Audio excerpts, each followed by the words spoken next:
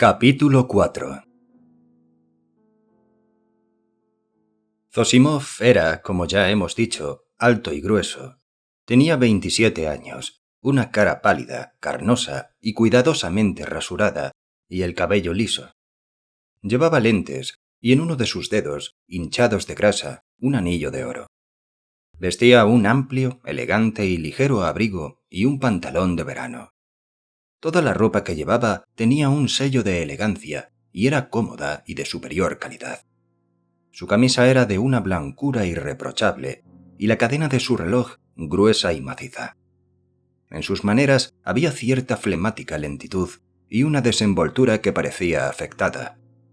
Ejercía una tenaz vigilancia sobre sí mismo, pero su presunción hallaba a cada momento el modo de delatarse. Entre sus conocidos cundía la opinión de que era un hombre difícil de tratar, pero todos reconocían su capacidad como médico.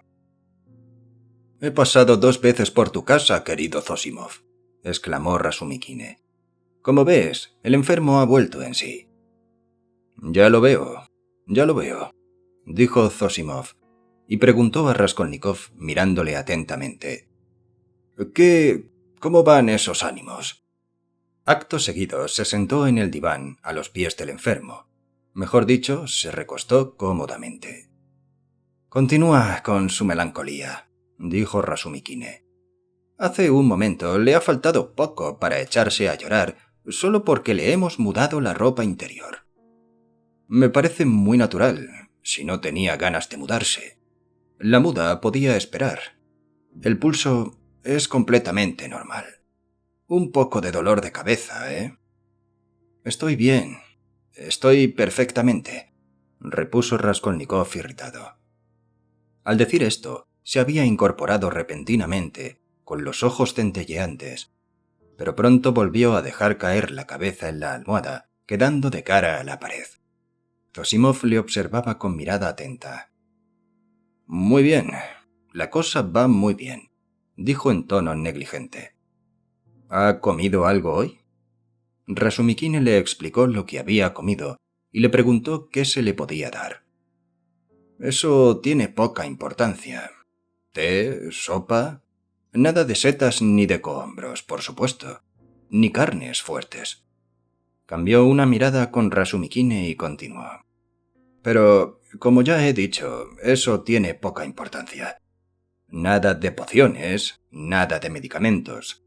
Ya veremos si mañana... El caso es que hoy hubiéramos podido... En fin, lo importante es que todo va bien». «Mañana por la tarde me lo llevaré a dar un paseo», dijo Rasumikine. «Iremos a los jardines Isupov y luego al Palacio de Cristal. Mañana tal vez no convenga todavía, aunque un paseo cortito... En fin, ya veremos. Lo que me contraría es que hoy estreno un nuevo alojamiento cerca de aquí y quisiera que estuviese con nosotros, aunque fuera echado en un diván». «Tú sí que vendrás, ¿eh?», preguntó de improviso a Zosimov. «No lo olvides, tienes que venir». «Procuraré ir, pero hasta última hora me será imposible». «¿Has organizado una fiesta?» «No, simplemente una reunión íntima. Habrá arenques, vodka, té, un pastel». «¿Quién asistirá?» «Camaradas, gente joven, nuevas amistades en su mayoría. También estará un tío mío, ya viejo, que ha venido por asuntos de negocio a Petersburgo. Nos vemos una vez cada 5 años. ¿A qué se dedica?» «Ha pasado su vida vegetando como jefe de correos en una pequeña población. Tiene una modesta remuneración y ha cumplido ya los 65. No vale la pena hablar de él, aunque te aseguro que lo aprecio. También vendrá Porfirio Shimonovich, juez de instrucción y antiguo alumno de la Escuela de Derecho. Creo que tú lo conoces». «¿Es también pariente tuyo?» «Bah, muy lejano. ¿Pero qué te pasa? Pareces disgustado. ¿Serás capaz de no venir porque un día disputaste con él?» «Eso me importa muy poco». «Mejor que mejor. También asistirán algunos estudiantes, un profesor, un funcionario, un músico, un oficial, Zamiotov, ¿Zamiotov? Te agradeceré que me digas lo que tú o él, indicó al enfermo con un movimiento de cabeza, tenéis que ver con ese Zamiotov. Ya salió aquello. Los principios. Tú estás sentado sobre tus principios como sobre muelles y no te atreves a hacer el menor movimiento. Mi principio es que todo depende del modo de ser del hombre. Lo demás me importa un comino. Y Zamiotov es un excelente muchacho, pero no demasiado escrupuloso en cuanto a los medios para enriquecerse. Admitamos que sea así. Eso a mí no me importa. ¿Qué importancia tiene?, exclamó Rasumikine con una especie de afectada indignación. ¿Acaso he alabado yo este rasgo suyo? Yo solo digo que es un buen hombre en su género. Además, si vamos a juzgar a los hombres aplicándoles las reglas generales, ¿cuántos quedarían verdaderamente puros? Apostaría cualquier cosa a que si se mostraran tan exigentes conmigo, resultaría que no valgo un bledo. Ni aunque te englobaran a ti con mi persona. No exageres. Yo daría 2 bledos por ti. Pues a mí me parece que tú no vales más de 1. Bueno, continúo. Zamiotov no es todavía más que un muchacho, y yo le tiro de las orejas. Siempre es mejor tirar que rechazar. Si rechazas a un hombre, no podrás obligarlo a enmendarse, y menos si se trata de un muchacho. Debemos ser muy comprensivos con estos mozalbetes. Pero vosotros, estúpidos progresistas, vivís en las nubes. Despreciáis a la gente y no veis que así os perjudicáis a vosotros mismos. Y te voy a decir una cosa. Zamiotov y yo tenemos entre manos un asunto que nos interesa a los dos por igual. Me gustaría saber qué asunto es ese. Se trata del pintor, de ese pintor de brocha gorda. Conseguiremos que lo pongan en libertad. No será difícil, porque el asunto está clarísimo. Nos bastará presionar un poco para que quede la cosa resuelta. No sé a qué pintor te refieres. ¿No? ¿Es posible que no te haya hablado de esto? Se trata de la muerte de la vieja usurera. Hay un pintor mezclado en el suceso. Yo tenía noticias de ese asunto. Me enteré por los periódicos. Por eso solo me interesó hasta cierto punto. Bueno, explícame. También asesinaron a Lisbeth, dijo de pronto Anastasia, dirigiéndose a Raskolnikov. Se había quedado en la habitación, apoyada en la pared, escuchando el diálogo. ¿Lisbeth?, murmuró Raskolnikov con voz apenas perceptible. Sí, Lisbeth, la vendedora de ropas usadas. ¿No la conocías? Venía a esta casa. Incluso arregló una de tus camisas. Raskolnikov se volvió hacia la pared. Escogió del empapelado, de un armarillo sucio, una de las numerosas florecillas aureoleadas de rayitas oscuras que había en él y se dedicó a examinarla atentamente. Observó los pétalos. ¿Cuántos había? Y todos los trazos, hasta los menores dentículos de la corola. Sus miembros se entumecían, pero él no hacía el menor movimiento. Su mirada permanecía obstinadamente fija en la menuda flor. Bueno, ¿qué me estabas diciendo de ese pintor?, preguntó Zosimov, interrumpiendo con una viva impaciencia la palabrería de Anastasia, que suspiró y se detuvo. Que se sospecha que es el autor del asesinato, dijo Rasumikine, acalorado. ¿Hay cargos contra él? Sí, y fundándose en ellos, se le ha detenido. Pero en realidad estos cargos no son tales cargos, y esto es lo que pretendemos demostrar. La policía sigue ahora una falsa pista, como la siguió al principio con... ¿cómo se llaman? Koch y Pestriakov. Por muy poco que le afecte a uno el asunto, uno no puede menos de sublevarse ante una investigación conducida tan torpemente. Es posible que Pestriakov pase dentro de un rato por mi casa. A propósito, Rodia, tú debes de estar enterado de todo esto, pues ocurrió antes de tu enfermedad, precisamente la víspera del día en que te desmayaste en la comisaría cuando se estaba hablando de ello. ¿Quieres que te diga una cosa, Rasumikine?, dijo Zosimov. Te estoy observando desde hace un momento, y veo que te alteras con una facilidad asombrosa. ¿Qué importa?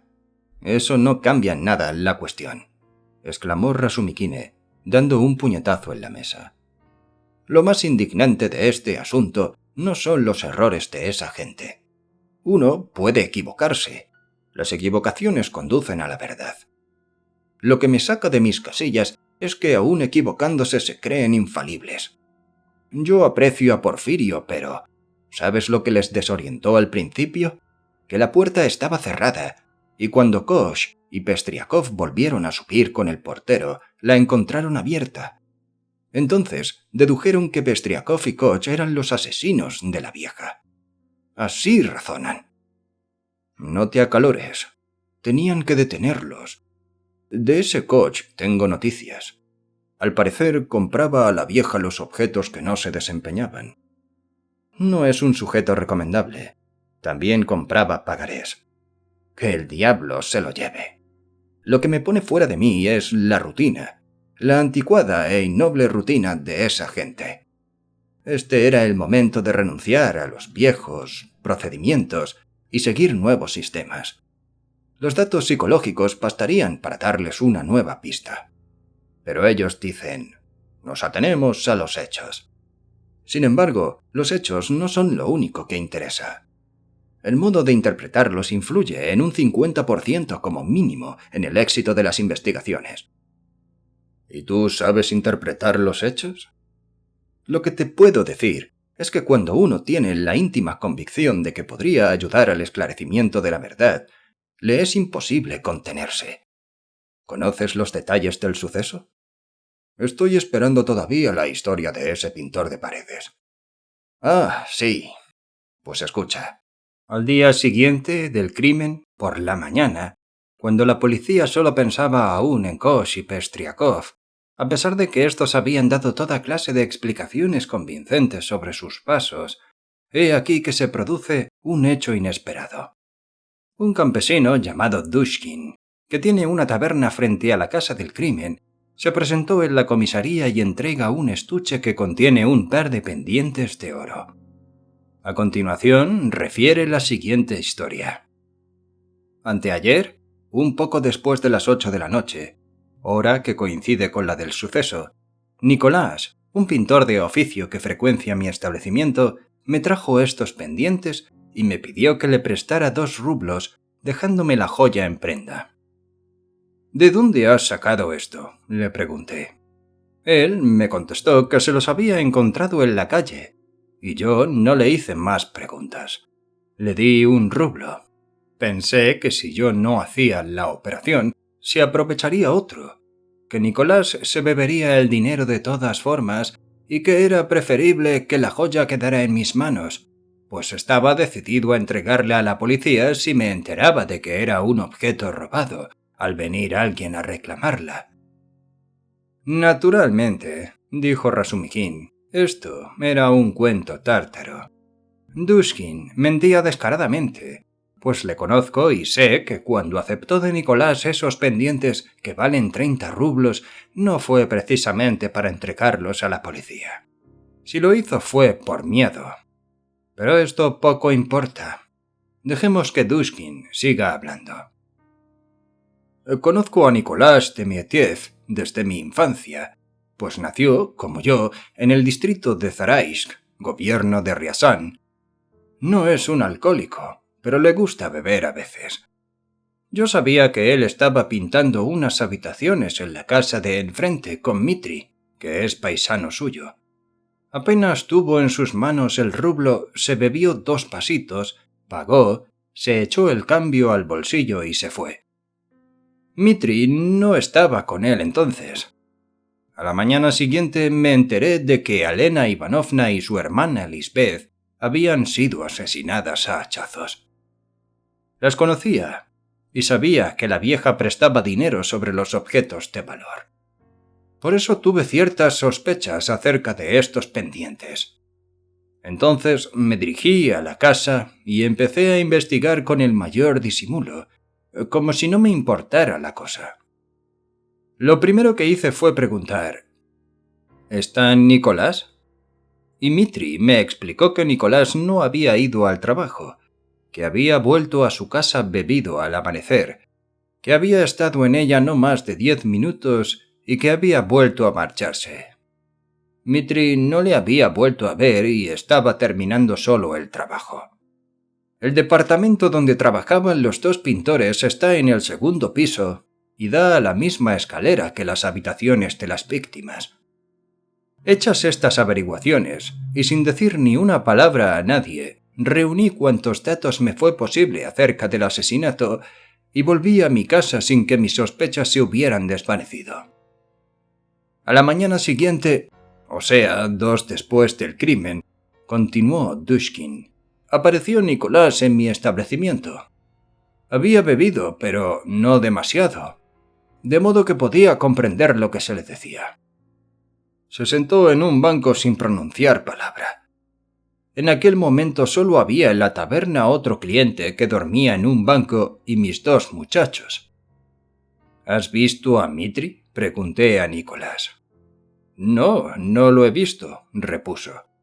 Entonces, ¿no has venido por aquí? No, no he venido desde anteayer.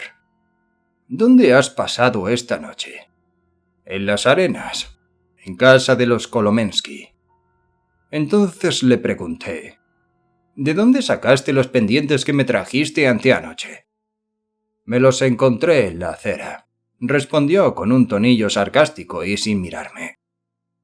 ¿Te has enterado de que aquella noche y a aquella hora ocurrió tal y tal cosa en la casa donde trabajabas? No, no sabía nada de eso.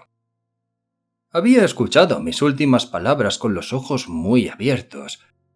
De pronto se pone blanco como la cal, coge su gorro, se levanta. Yo intento detenerle. Espera, Nicolás, ¿no quieres tomar nada? Y digo por señas a uno de mis muchachos que se sitúe en la puerta. Yo, entre tanto, salgo de detrás del mostrador. Pero él adivina mis intenciones y se planta de un salto en la calle. Inmediatamente echa a correr y desaparece tras la primera esquina. Desde este momento ya no me ocupo duda de que era culpable. Lo mismo creo yo, dijo Zosimov. Espera, escucha el final. Naturalmente la policía empezó a buscar a Nicolás por todas partes. Se detuvo a Dushkin y se registró su casa. En la vivienda de Mitri y en casa de los Kolomensky no quedó nada por mirar y revolver. Al fin, anteayer, se detuvo a Nicolás en una posada próxima a la barrera. Al llegar a la posada, Nicolás se había quitado una cruz de plata que colgaba de su cuello y la había entregado al dueño de la posada para que se la cambiara por vodka. Se le dio la bebida. Unos minutos después, una campesina que volvía de ordeñar a las vacas vio en una cochera vecina, mirando por una rendija, a un hombre que evidentemente iba a ahorcarse. Había colgado una cuerda del techo y después de hacer un nudo corredizo en el otro extremo, se había subido a un montón de leña y se disponía a pasar la cabeza por el nudo corredizo. La mujer empezó a gritar con todas sus fuerzas y acudió gente. «Vaya unos pasatiempos que te buscas. Llevadme a la comisaría. Allí lo contaré todo». Se atendió a su demanda y se le condujo a la comisaría correspondiente, que es la de nuestro barrio. Enseguida empezó el interrogatorio de rigor. «¿Quién es usted y qué edad tiene?» «Tengo 22 años y soy... etcétera». Pregunta: «Mientras trabajaba usted con Mitri en tal casa, ¿no vio a nadie en la escalera a tal hora?» Respuesta: «Subía y bajaba bastante gente, pero yo no me fijé en nadie». «¿Y no oyó usted ningún ruido?» «No oí nada de particular». ¿Sabía usted que tal día y a tal hora mataron y despalijaron a la vieja del 4º piso y a su hermana?» «No lo sabía en absoluto. Me lo dijo Atanasio Pavlovich anteayer en su taberna». «¿De dónde sacó los pendientes?» «Me los encontré en la calle». «¿Por qué no fue a trabajar al día siguiente con su compañero Mitri?» «Tenía ganas de divertirme». ¿A dónde fue? De un lado a otro. ¿Por qué huyó usted de la taberna de Duskin? Tenía miedo. ¿De qué? De que me condenaran. ¿Cómo explica usted ese temor si tenía la conciencia tranquila? Aunque parezca mentira, Zosimov, continuó Razumikin, se le hizo esta pregunta y con estas mismas palabras. Lo sé de buena fuente. ¿Qué te parece? Dime. ¿Qué te parece? Las pruebas son abrumadoras. Yo no te hablo de las pruebas, sino de la pregunta que se le hizo, del concepto que tiene de su deber esa gente, esos policías. En fin, dejemos esto. Desde luego presionaron al detenido de tal modo que acabó por declarar. No fue en la calle donde encontré los pendientes, sino en el piso donde trabajaba con Mitri. ¿Cómo se produjo el hallazgo? Lo voy a explicar. Mitri y yo estuvimos todo el día trabajando y, cuando nos íbamos a marchar, Mitri cogió un pincel empapado de pintura y me lo pasó por la cara. Después echó a correr escaleras abajo y yo fui tras él, bajando los escalones de 4 en 4 y lanzando juramentos. Cuando llegué a la entrada tropecé con el portero y con unos señores que estaban con él y que no recuerdo cómo eran. El portero empezó a insultarme. El segundo portero hizo lo mismo. Luego salió de la garita la mujer del primer portero y se sumó a los insultos. Finalmente, un caballero que en aquel momento entraba en la casa, acompañado de una señora, nos puso también de vuelta y media, porque no los dejábamos pasar. Cogí a Mitri del pelo, lo derribé y empecé a atizarle. Él, aunque estaba debajo, consiguió también asirme por el pelo y noté que me devolvía los golpes. Pero todo era broma. Al fin, Mitri consiguió libertarse y echó a correr por la calle. Yo le perseguí, pero al ver que no le podía alcanzar, volví al piso donde trabajábamos para poner en orden las cosas que habíamos dejado de cualquier modo. Mientras las arreglaba, esperaba a Mitri.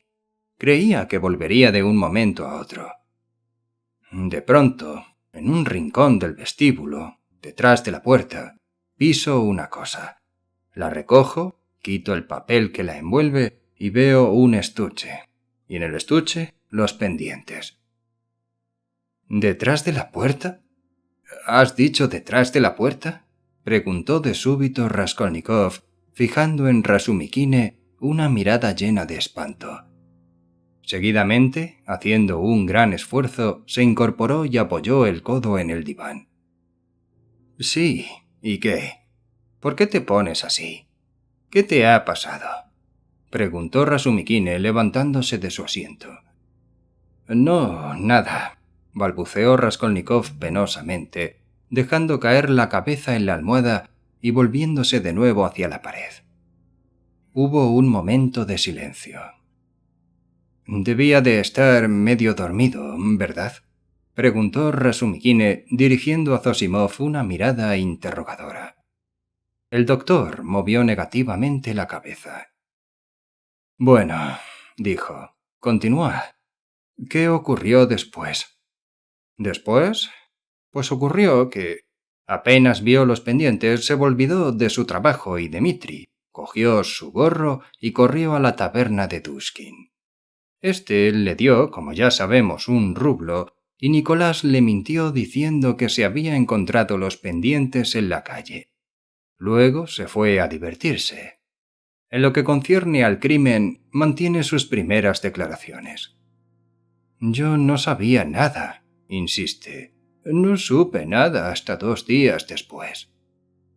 ¿Y por qué se ocultó? Por miedo. ¿Por qué quería ahorcarse? Por temor. ¿Temor de qué? De que me condenaran. Y esto es todo, terminó Razumikin. ¿Qué conclusiones crees que han sacado? No sé qué decirte. Existe una sospecha, discutible tal vez, pero fundada.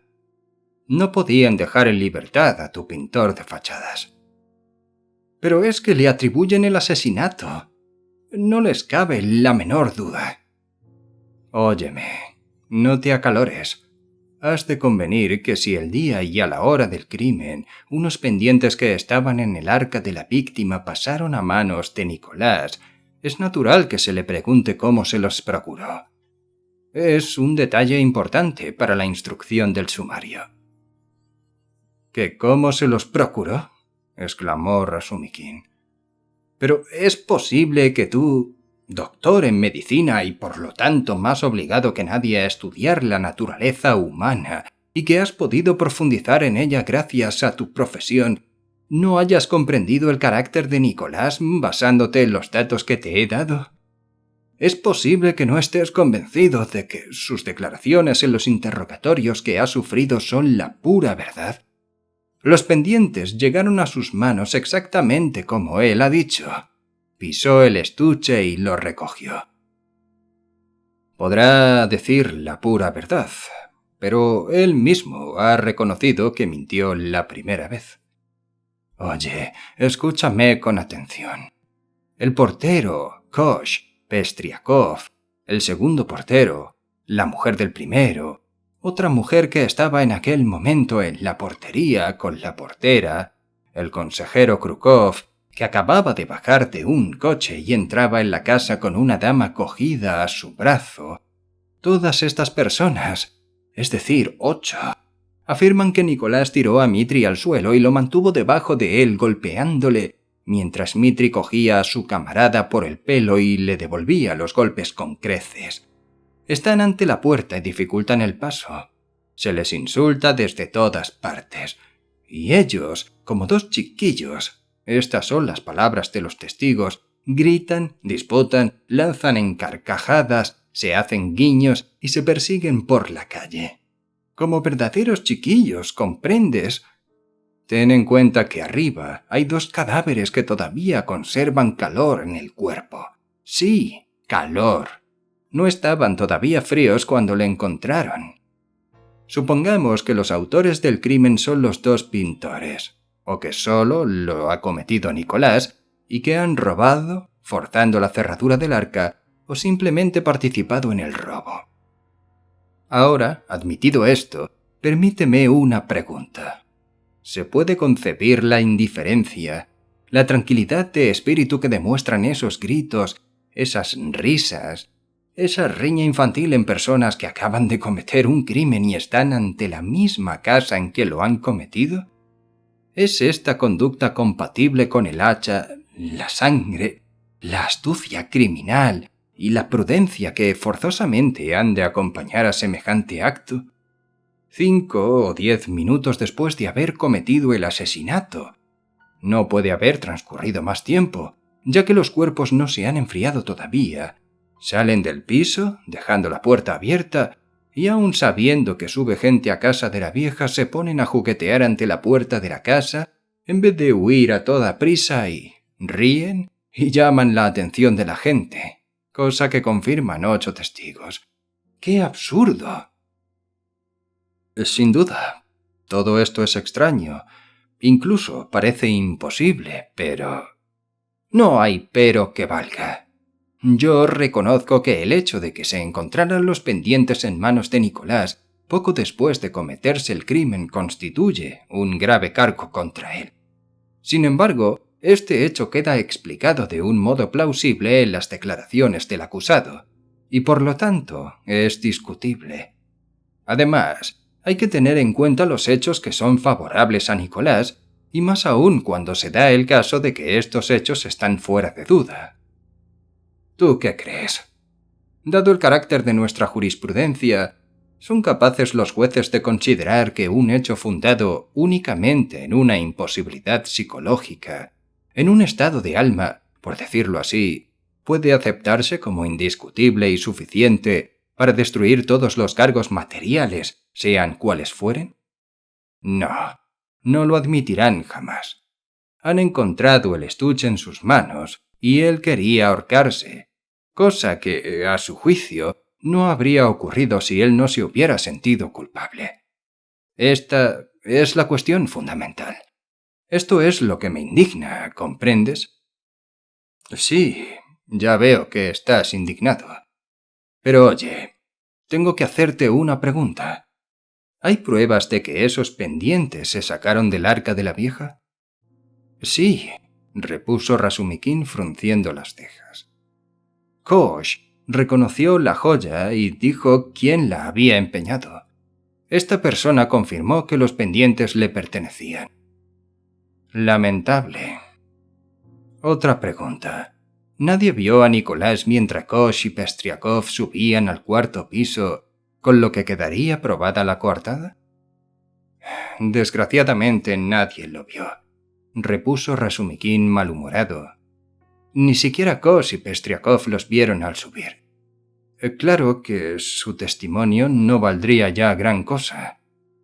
Vimos, dicen, que el piso estaba abierto y nos pareció que trabajaban en él, pero no prestamos atención a este detalle y no podríamos decir si los pintores estaban o no allí en aquel momento. Así, la inculpabilidad de Nicolás descansa enteramente en las risas y en los golpes que cambió con su camarada. En fin, admitamos que esto constituye una prueba importante en su favor. Pero dime, ¿cómo puedes explicar el proceso del hallazgo de los pendientes si admites que el acusado dice la verdad? O sea, que los encontró en el departamento donde trabajaba. ¿Que cómo puedo explicarlo? Del modo más sencillo.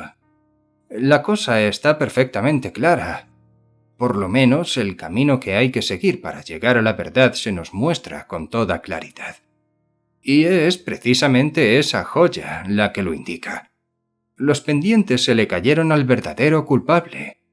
Este estaba arriba, en el piso de la vieja, mientras Kosh y Pestriakov llamaban a la puerta. Kosh cometió la tontería de bajar a la entrada poco después que su compañero. Entonces, el asesino sale del piso y empieza a bajar la escalera, ya que no tiene otro camino para huir. A fin de no encontrarse con el portero, Kosh y Pestriakov ha de esconderse en el piso vacío que Nicolás y Mitri acaban de abandonar. Permanece oculto detrás de la puerta mientras los otros suben al piso de las víctimas, y cuando el ruido de los pasos se aleja, sale de su escondite y baja tranquilamente. Es el momento en que Mitri y Nicolás echan a correr por la calle. Todos los que estaban ante la puerta se han dispersado. Tal vez alguien le viera, pero nadie se fijó en él. Entraba y salía tanta gente por aquella puerta. El estuche se le cayó del bolsillo cuando estaba oculto detrás de la puerta y él no lo advirtió porque tenía otras muchas cosas en que pensar en aquel momento. Que el estuche estuviera allí demuestra que el asesino se escondió en el piso vacío. He aquí explicado todo el misterio. Ingenioso, amigo Razumikin. Diabólicamente ingenioso. Incluso demasiado ingenioso. ¿Por qué demasiado? Porque todo es tan perfecto. Porque los detalles están tan bien trabados que uno cree hallarse ante una obra teatral. Razumikin abrió la boca para protestar, pero en este momento se abrió la puerta y los jóvenes vieron aparecer a un visitante al que ninguno de ellos conocía.